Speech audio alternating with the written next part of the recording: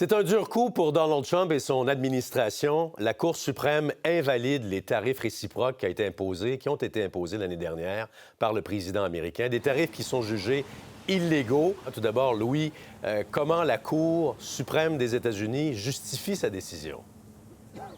Bien, le jugement stipule essentiellement que Donald Trump a outrepassé son autorité quand il a utilisé une loi de 1977 pour imposer des tarifs douaniers à plus d'une centaine de pays. En fait, la Cour souligne que le pouvoir d'imposer des tarifs relève du Congrès et pas du président. Je vais vous lire un extrait du jugement.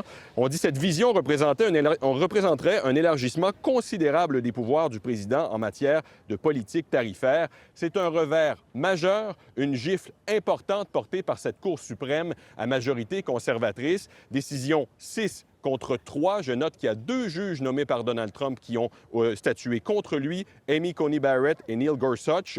Les juges conservateurs Thomas, Alito et Kavanaugh se sont rangés, eux, avec le président. Mais pour vous aider à comprendre l'ampleur de cette décision-là et des conséquences que ça peut avoir, à peu près la moitié de l'argent recueilli en tarifs au cours de l'année 2025, c'est-à-dire 250 milliards, dépend de cette loi spécifiquement qui a été utilisée, qui a été invalidée dans son utilisation aujourd'hui. Alors, majeur pour Donald Trump. Et je dirais que la question qui demeure en suspens maintenant, c'est de savoir est-ce que les entreprises qui ont payé ces tarifs ici aux États-Unis seront remboursées ou pas? Il n'y a pas beaucoup de clarté là-dedans, mais je vais vous dire une chose, ce serait tout un bordel si les tribunaux venaient à en dire qu'il faut rembourser parce que c'est compliqué. Il y a des entreprises qui ont augmenté leurs prix, qui ont fait payer les consommateurs américains notamment. The Supreme Court's ruling on tariffs is deeply disappointing, and I'm ashamed of certain members of the court, absolutely ashamed, for not having the courage to do what's right for our country. Il a dit qu'il prépare un plan B. D'ailleurs, son administration avait déjà télégraphé ça, trouvé d'autres lois, d'autres règlements potentiellement pour pouvoir imposer de nouveau ces tarifs.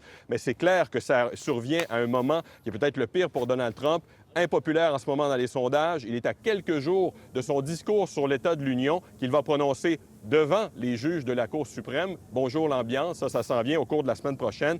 Et pour les autres pays, dont le Canada, bien, ça représente certainement une victoire symbolique, de principe. C'est peut-être eux qui ont l'impression d'avoir un peu une journée de la libération aujourd'hui. Vous vous rappelez, c'est comme ça que Donald Trump avait appelé sa journée là, quand il a annoncé ses tarifs.